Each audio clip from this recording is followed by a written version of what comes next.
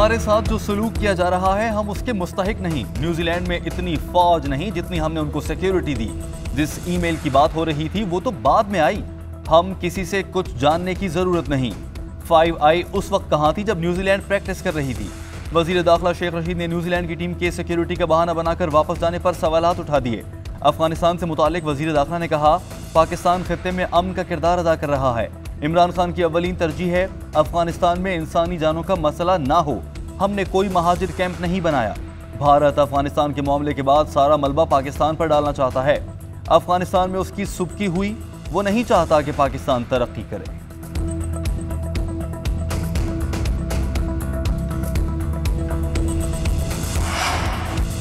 हुकूमत अफगानिस्तान से मुतालिक पॉलिसी पार्लियामेंट में लाए। साबिक वजीर आजम शाहिद खाकान अब्बासी का मुतालबा। चेयरमैन नैब जस्टिस रिटायर्ड जावेद इकबाल की मुद्दत मुलाजमत में तौसीह पर अदालत जाने का ऐलान। कहा, चेयरमैन नैब को ऑर्डिनेंस के जरिए तौसीह दी गई तो सुप्रीम कोर्ट जाएंगे। हुकूमत ऑर्डिनेंस के जरिए मनमानी नहीं कर सकती। चेयरमैन नैब को हुकूमती करप्शन नजर नहीं आती। मुल्क में महंगाई और बेरोजगारी में इजाफा हुआ है। वजीर आजम ने आज तक अवाम की बात नहीं की। सब ज्यादा तकलीफ ये है कि जो बाइडन फोन नहीं करता।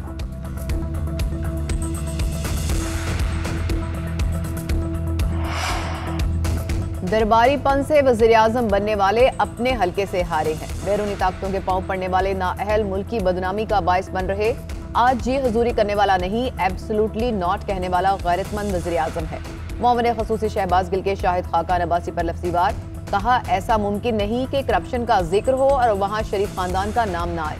ब्रॉडशीट के कावे मसावी नवाज शरीफ को करप्ट और चोर का खिताब दे चुके। अदालतों से लेकर आलमी मीडिया तक मियां मफरूज की करप्शन और चोरी ही मशहूर है।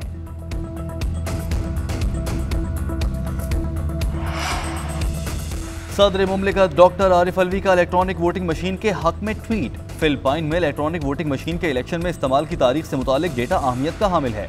वोटर्स के एतमाद में इजाफा हुआ। इलेक्शन पिटीशंस, कत्ल और तशद्दुद में नुमायां कमी वाक़ हुई।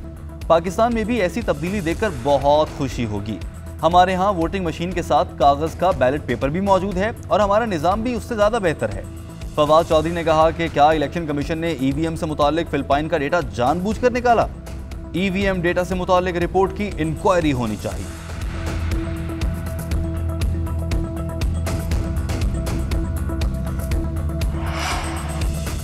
वज़ीर आला बलोचिस्तान जाम कमाल के खिलाफ तहरीक अदम एतमाद में टेक्निकल गलती। गवर्नर सेक्रेटेरिएट ने करारदाद वापस असेंबली सेक्रेटेरिएट को भिजवा दी।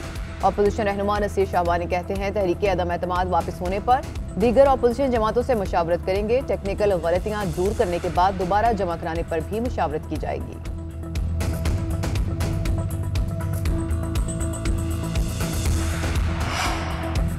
वजीर खारजा शाह महमूद कुरैशी वफ्द के हमरा अक़वाम मुत्तहिदा जनरल असम्बली इजलास में शिरकत के लिए न्यूयॉर्क रवाना। वज़राए खारजा अक़वाम मुत्तहिदा के आला ओहदेदारान से मुलाकातें करेंगे। पाकिस्तानी अमेरिकन कम्यूनिटी, मकामी और बैनुल अक़वामी मीडिया के नुमाइंदों से गुफ्तगू भी होगी। मुख्तलिफ इलाक़ाई और आलमी उमूर पर पाकिस्तान के नुक्ता नज़र से आगाह करेंगे। वज़ीर आज़म इमरान खान 24 सितंबर को जनरल असम्बली इजलास से वर्चुअल खिताब करेंगे।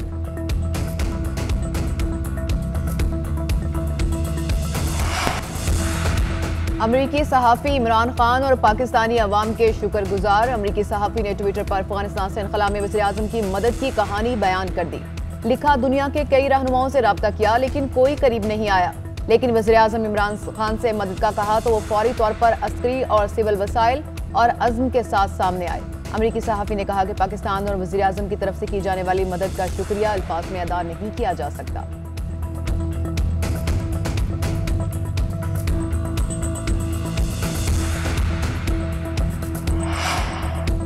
न्यूजीलैंड क्रिकेट टीम के कप्तान केन विलियमसन ने दौरे की मनसूखी को शर्मनाक करार दे दिया। कहा, मुझे ज्यादा तफसीलात का पता नहीं, ये सब अचानक हुआ। हुकूमत ने फैसला खिलाड़ियों के लिए ही किया है। पाकिस्तान में क्रिकेट को बहुत पसंद किया जाता है। अंदाजा है पाकिस्तान के लोगों को दौरे की मनसूखी से मायूसी हुई होगी। सब क्रिकेट खेलने के लिए तैयार थे। इंटरनेशनल क्रिकेट की वापसी के लिए पाकिस्तान ने बेपनाह इक़दाम किए। उम्मीद करता हूं कि वहां मजीद क्रिकेट होगी।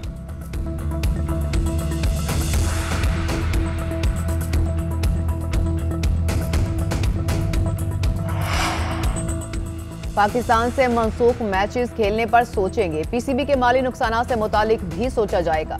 न्यूजीलैंड क्रिकेट बोर्ड के चीफ एग्जीक्यूटिव डेविड वाइट का बयान, कहा न्यूजीलैंड क्रिकेट टीम के दोबारा पाकिस्तान जाने की बात कबल इस वक्त है। पाकिस्तान क्रिकेट बोर्ड से करीबी ताल्लुकात बरकरार रखे जा सकते हैं। पाकिस्तानी कौम क्रिकेट के लिए जज्बा रखती है। जानते हैं कि पाकिस्तानियों को दुख हुआ है।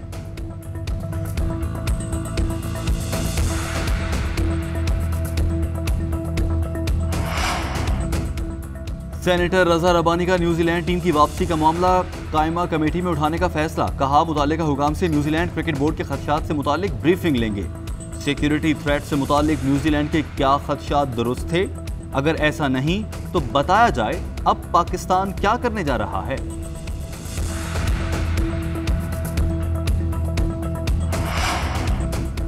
सुप्रीम कोर्ट ने उर्दू को बतौर सरकारी जुबान राइज न करने पर वफाकी हुकूमत से जवाब तलब कर लिया।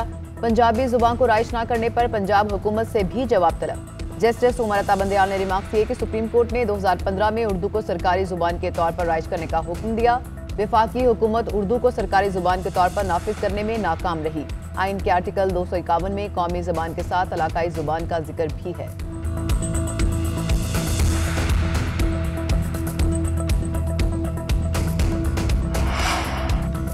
वफाकी हुकूमत ने इमरान खान को बतौर वजीर आजम मिलने वाले तहाइफ को क्लासिफाइड करार दे दिया। काबीना डिवीजन ने शहरी को वजीर आजम इमरान खान के तहाइफ की तफसीलात देने का इंफॉर्मेशन कमीशन ऑफ पाकिस्तान का हुक्म इस्लामाबाद हाईकोर्ट में चैलेंज कर दिया। काबीना डिवीजन ने इस्लामाबाद हाईकोर्ट में दायर दरखास्त में कहा है कि सरबराहान मुमलिकत के दरमियान तहाइफ का तबादला बैनुर-रियासती ताल्लुकात का आकाश होता है।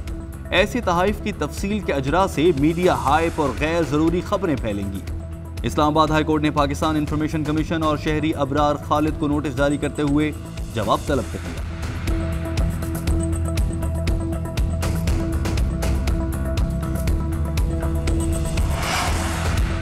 सेनेटर शहरी रहमान ने कहा है कि हुकूमत ने वज़ीर आज़म को मिलने वाले तहाइफ की तफसीलात देने से इनकार कर दिया। दूसरी तरफ पीपल्स पार्टी क़यादत के खिलाफ तोशाखाना रेफरेंस चल रहा है। पीटीआई जवाबदेही से क्यों डर रही है? दूसरों की बारी पर पीटीआई वाले इनकलाबी बन जाते हैं।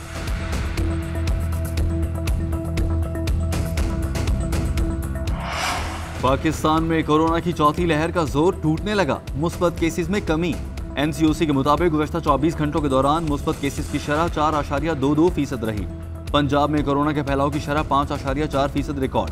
फैसलाबाद और मुल्तान में शरह 8 और लाहौर में 7% रही। कराची में कोरोना मुस्बत केसेस की शरह 7.7 और पेशावर में 7% रिकॉर्ड। एनसीओसी के मुताबिक मजीद 2168 अफराद में वायरस की तस्दीक और 40 मरीज कोरोना से इंतकाल कर गए।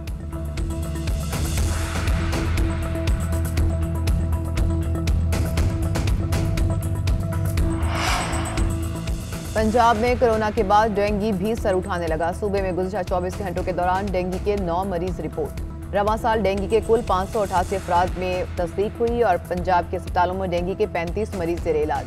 वज़ीर आला पंजाब उस्मान बुज़दार का डेंगू लार्वा तलब करने के लिए सरगर्मियां तेज करने की हिदायत। इस्लामाबाद में डेंगू के 12 मरीज रिपोर्ट। कुल मरीजों की तादाद 63 हो गई।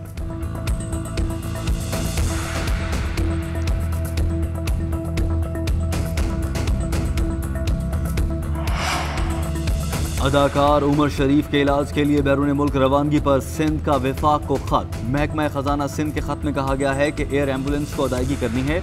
विफाक $1,69,000 का ज़र मुबादला जारी करे। उमर शरीफ के बेटे जवाद शरीफ कहते हैं, हफ्ते और इतवार की तातील के बायस कंपनी को दस्तावेजात नहीं मिले, आज मौसूल हो जाएंगे। एयर एम्बुलेंस की कराची एयरपोर्ट आमद में 2 रोज लग सकते हैं। सिविल एविएशन से एयर एम्बुलेंस की लैंडिंग और टेक ऑफ की इजाजत भी अब तक नहीं ली गई।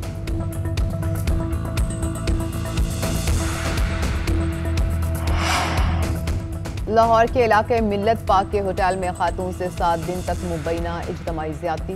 मुतासरा लड़की का कहना है कि मुल्जिमान ने डांस के लिए बुलाया। मुल्जिमान ने 6 लाख रुपए भी छीन लिए।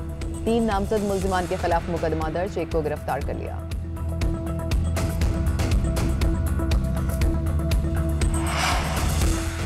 दुनिया के साथ मुस्बत ताल्लुकात चाहते हैं। आलमी बरादरी हमारे साथ अच्छे ताल्लुकात कायम करे। लड़कियों की तालीम से मुतालिक प्रोपेगेंडा बंद किया जाए। लड़कियों के लिए अलहदा तालीम के इंतजामात के बाद स्कूल खोल दिए जाएंगे। तालिबान की अमरीकी ड्रोन हमले की मजम्मत। तर्जुमान तालिबान ने कहा कि अमरीका अफगानिस्तान में कत्ल मजालिम की जिम्मेदारी कबूल करे। अमरीका ने ये वाहिद जुर्म नहीं बल्कि 20 साल में आम शहरियों को कत्ल किया। अमरीका को अपने अमाल का जवाब देना होगा।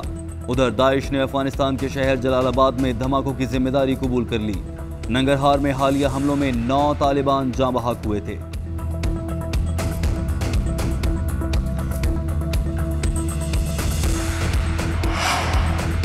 करतारपुर में बाबा गुरु नानक की 482वीं बरसी की 3 रोजा तकरीबात का आगाज। दुनिया भर से 2000 से ज्यादा सिख यात्री तकरीबात में शरीक होंगे।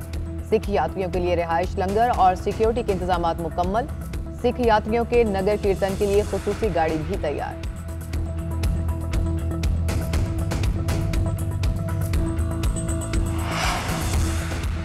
सऊदी वजारत हज ने मस्जिद नबी में नमाज की अदायगी के लिए इजाज़त की शर्त खत्म कर दी। मस्जिद नबी में नमाज अदा करने के लिए अब किसी की इजाज़त की ज़रूरत नहीं होगी।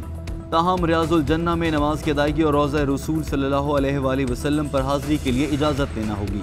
मस्जिद नबी में दाखिले के लिए कोरोना वैक्सीन लाजमी लगवाना होगी।